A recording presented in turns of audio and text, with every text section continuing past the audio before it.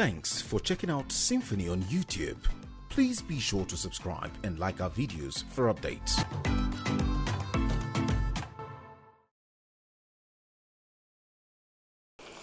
Well, let me tell you straight away, let me tell Nigerians that the entire exercise of constitutional amendment is an exercise in futility.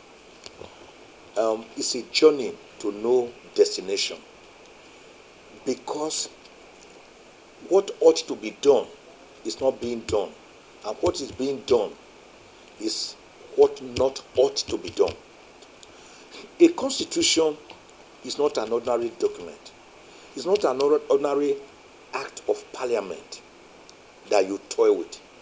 The constitution represents the birth certificate of a nation, just as you have your birth certificate as an individual. Because of that, a constitution must be owned by the people. It must be a product that emanates directly from the sovereignty of the people, from the will of the people. A National Assembly cannot give a constitution or amend a constitution. It is aberrative. It is a constitution that gives birth to a National Assembly. So what is happening now is a situation where the tail is wagging the dog rather than the dog wagging the tail. Why do I say that it's a journey to no destination? Amendments upon amendments times amendment multiplied by amendments of this constitution will never give the constitution legitimacy, because the constitution itself is not legitimate. It is a militarily imposed document. The present 1999 constitution is actually decree number 24 of 1999, which was promulgated by the Abdulsalami Abubakar military junta of 28 members of the Provisional Ruling Council. It was given to the late Justice Nicky Toby's panel, may God rest his soul, very cerebral jurist of the Supreme Court, to couple together. And that was how they promulgated the present constitution as decree number 24. The constitution was not even seen by the Nigerian people before the elections of 1999 was held, bringing in Olusegun Obasanjo. In fact, it was after the government had been sworn in that Nigerians saw their constitution. So when the preamble of the constitution starts by saying, "We the people of Nigeria do hereby give ourselves the following constitution," it is a lie from the pit of hell, because we never gave ourselves the constitution of 1999. Decree number 24, only a military government gives decrees and edicts. The constitution is therefore not autochthonous. It is not homegrown. It is not indigenous. It does not enjoy the believability, the legitimacy, the credibility of the people of Nigeria, the people it is meant to govern. That is why the process by which a constitution comes into being is even more important than the contents of the constitution. Look at the American Constitution since 1776. How many articles? How many amendments? About 14 amendments. But for the Americans to have their own constitution, they came together. They were already confederates. About 50 of them met in Philadelphia, Pennsylvania in 1786, between June and September, and decided to have a more perfect union, to cede some powers to the government at the center, so that they can have a stronger government at the center. But states, confederates, or federative units, not too weak to be trampled upon, but not too powerful to override the federal government. It was at that constitutional convention that great men like Thomas Jefferson, John Jay, and all the other great federalists came on board. In fact, that constitutional convention produced George Washington, who became the first president of America.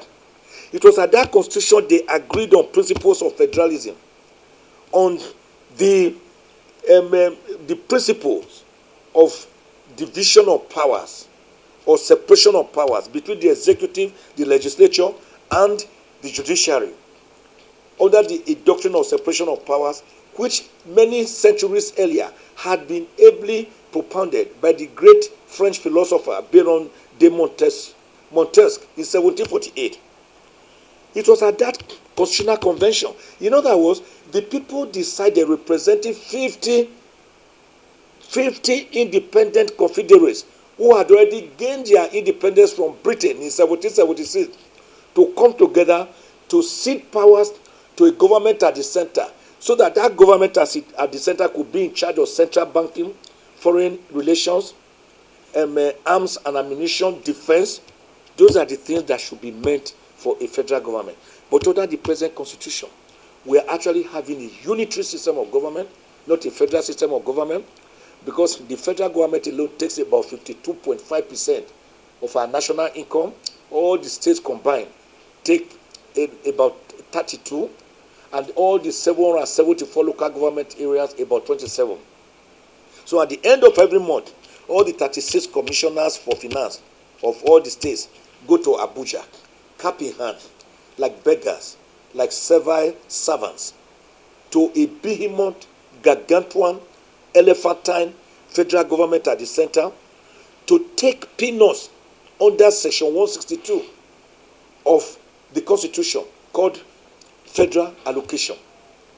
In a true federal system such as we operated before January 15, 1966, when Major Kaduna Nzogu Chukuma, when Ifajuna, when Ademulegu, and the rest played out the first military coup, Nigeria actually enjoyed a true federal system of government, which each of the three major regions having its own constitution: the Western region, the Northern region, and the Eastern region. Then when the Midwest region was created on the 10th of August, 1963, it had its own constitution by popular referendum upon plebiscite of the people, 10th of August, 1963. And that was how the Midwest region was carved out of Western region. Now, apart from the Midwest region that actually had that legitimacy of a constitution, all the other constitutions had always either been militarily imposed or colonially imposed by colonial masters. Look at them. The 1922 Clifford Constitution, the 1946 Arthur Richards Constitution, the 1951 Macpherson Constitution, the 1954 Little Constitution. They were all imposed by our colonial masters. Even the 1960 Independence Constitution, when the Union Jack flag was being lowered for the green, white, green Nigerian flag to be hoisted, was still a militarily, colonially imposed constitution, where we got flag independence but not economic independence. But by 1963, we got the Republican Constitution, which was still not subjected to a referendum or plebiscite of the people. Then by 1979, we had the Obasanjo Military Constitution. Then in 1989, we had the Constitution of Ibrahim Badamasi Babangida, which was never used for one day. Then in 1995, we had the Abacha Constitution, which never saw the light of day. Then in 1999, we now had this General Abdulsalami Abubakar military junta imposed constitution. So for as long as we do not have a document for ourselves that binds us together, articles of faith, articles of federation, that we all say we have come together in this marriage to guide us. For so long are we on a journey of futility. Don't forget that it was on the 8th of January, 1897. Sorry, 8th of January, 1897, yes, that one young lady called Miss Flora Louisa Shaw actually gave the name Nigeria to Niger, to that area around the Niger area. Before then, Nigeria had been sold to the British government for 836,000 pounds. So she was actually called Royal Niger Territories. Miss Louisa Shaw, a journalist, a British journalist, and the son of a military general, wrote an article in the Economic Times and said, let's call that area Nigeria, because the name Royal Niger Company Territories was too long. That was how we got our name. It was that young lady who was later to marry Captain Lord Lugard, the Governor General who finally amalgamated the Southern Protectorates and the Northern Protectorates to form the Federal Republic of Nigeria on the 1st of January 1914. So that union was imposed on us colonially because Nigerians never agreed to come together. Before that amalgamation, Nigerians were already autonomous. The various nationalities, ethnic nationalities and nations were already autonomous in their individual enclaves. Didn't you hear of Queen Amina? Have you not heard of Queen India? Didn't you hear of Madame Tinubu? Didn't you hear of King Kosoko? Didn't you hear of King Jaja of Opobo? King Nana of Chekire? Didn't you hear of the Oyo Empire? The Ife Kingdom? Oyo Empire and the Oyo Mercy and their system of government? Didn't you hear of the Kane Bonu Empire? Didn't you hear of the Hausa city-states? Didn't you hear of the Igbo city-states? Didn't you hear of the great warrior and king, Oba Overamin Ogbaise, who in 1897 told the British not to visit Benin City because it was during Igwe festival. And the British said, who are they? And they came. And they captured the people and killed them because they were defacing custom and tradition. It was an abomination. It was horrific and horrendous. For that, the British carried out the infamous Benin Punitive Expedition in 1897. Before King Overamin Nagbaisi, history has it that Oba Eware the Great, Oba Eware the First the Great, the present king of Benin Kingdom, is Eware the Second. Oba Eware the Great is his great-grandfather. He was administering Benin with a system of government that was already there. And when the Portuguese who visited Benin for trading wrote their history, they said the Benin Kingdom was a kingdom already well organized, where you had the various dynasties, where you had a system of government, and that all the streets were well paved with street lights made from palm oil, and that the system of government was such that they had an Oba at the top with others below him. They describe Benin Empire or Benin Kingdom in such beautiful terms. The Benin Kingdom that time extended up to Ondo area, the entire Urobo Kingdom, all those areas, Urobo, the Owa people, the Anyomas, the Onichas, the Eko itself, Lagos, even the present Oba of Lagos, Oba Akiolu, has agreed that a Benin prince founded Eko, Lagos. Eko in our language simply means small quarter, a small settlement. Benin Kingdom extended up to Republic of Benin. So, for such a people who already knew themselves, all these people have described, who were already settled in their ways of life, enjoying their life, to be cobbled together willingly, without their acquiescence being had and received, without their agreement being sought. Since that time, Nigeria has never known peace. And since that time, Nigeria has been seeking nationhood. That is why the average Nigerian believes more in his ethnic group. On Sundays, go around every city. We see Igbo town unions meeting, Benin town unions, Isako town unions, Wepamano town unions, Fulani town unions, Ibibio town unions, Efik town unions, TV town unions, Idoma town unions, Igala town unions. You will see Ebura town unions, Ijo town unions, Urobo town unions, Isoko town unions, Efik town unions, Ogoni town unions. Ibibio town unions. Because the people believe more in their ethnic group than a center place called Nigeria. In America, it's the other way around. If you go to America and you ask a person, where are you from? Chances are that he will ask you, what do you mean? Where am I from? You mean where I was born?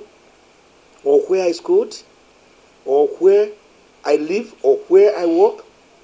Because a man may be living with his family in Pennsylvania. He is working in New York. He schooled in California. He was born in Texas. That is why we likely ask you that question. But when you have a system of government where every form you are to fill after your name and your father's name, they will say, what is your religion? They want to typify you and profile you whether you are a Christian or Muslim. The next one they will say, state of origin. Not satisfied with that, they say local government of origin. Not satisfied with that, they will say town of origin. A country like that cannot grow and metamorphose suddenly into a unified and congealed nation. We are still a contraption struggling for national identity. That is why it's like, to thy tents, O Israel, I will take bad government in place that is opaque, that is not accountable and responsible to the people, a government leading with corruption, with insincerity, a government that has driven Nigeria to 2 recessions, a government given to nepotism, cronyism, prebendalism, sectionalism, tribalism, religious bigotry, making the entire security apparatus of Nigeria to be 98% from one section of the country, the Hausas, Fulanis. There must be agitations. That is why you are seeing the Yorubas flying the kite of Oduduwa Republic. The Igbos want their Igbo Republic, their Igbo nation. Everybody wants to go back home. You have to see the Amoteco. There has to be the Eastern security network. The Ebubeboyago must come on board because the people are not having the security. So you are saying now that you're a strong advocate of devolution of power because you feel it will go along with. See, not just devolution of powers. I'm even saying we should go to brass tacks. We must find a way of getting a constitution that is owned by the people. In 2014, the National Conference met, 492 members. I was there. With all humility, I was pronounced by the leadership of the conference, headed by Justice Legbo Idris Kutugi, Ms. Iso, be granted Aljana Fridausi, and his deputy was Professor Bolaji Akinyemi. I was named the Cicero of the conference. I had also attended the Vision 2009 at the National Political Conference of 2005 of Obasanjo, where are the recommendations, particularly the over 600 recommendations of the 2014 National Conference, which we arrived at after 6 months of tacos, near pugilism, near fisticuffs, by the various ethnic groups, ethnic nationalities, professional groups, students, labor, civil society, market women, market men, security agencies, police, army, traditional rulers, the diplomatic corps, the private sector, the public sector. Where are those recommendations of the 2014 conference? They are there. All that they need to do is to dust them up. Throw away those recommendations that are no longer realistic because of the economic recession that is in dire straits. For example, when we were recommending creation of 18 states. But the recommendation that time gained currency among the people because the minority groups, for the same reasons we are talking about, of being marginalized, being oppressed, they wanted the independence from their more powerful neighbors. We were therefore looking at issues of creating states like Upper State, Okeogun State, Ijebu State, Anioma State, These were reactions to the oppressive nature of bigger neighbors. So we may say that such a recommendation like creation of 18 additional states is not viable. But certainly, most of the recommendations are viable. Creation of state police and the community policing. Devolution of powers. Making the National Assembly to sit part-time. What are you doing with 109 senators and 316 members of the House of Representatives, with each of them receiving no less than 10 million naira per month? Why don't you make it unicameral, or let them sit on part-time basis as recommended in 2014? Because the present constitution actually makes them part-time. They only sit for 6 months in a year, and you are hard and dry. Why not say, okay, we pay you part-time salary? Which countries grow when you use about 80 to 85% of your budget to pay salaries? Things that are not of capital expenditure. You can grow when you have over 40 ministers. The ministers have special advisors. The special advisors have special assistants. Each special assistant has a personal assistant. The personal assistant has a driver, a cook, a maid. How can you grow? So what's the way forward to all these issues? The way forward is to have strong, serious, first devolution of powers as an interim measure, but that the people must own their own constitution, so that they can probably say, we the people of Nigeria do hereby give to ourselves the following constitution. We will now know it is our product coming from our own sovereignty.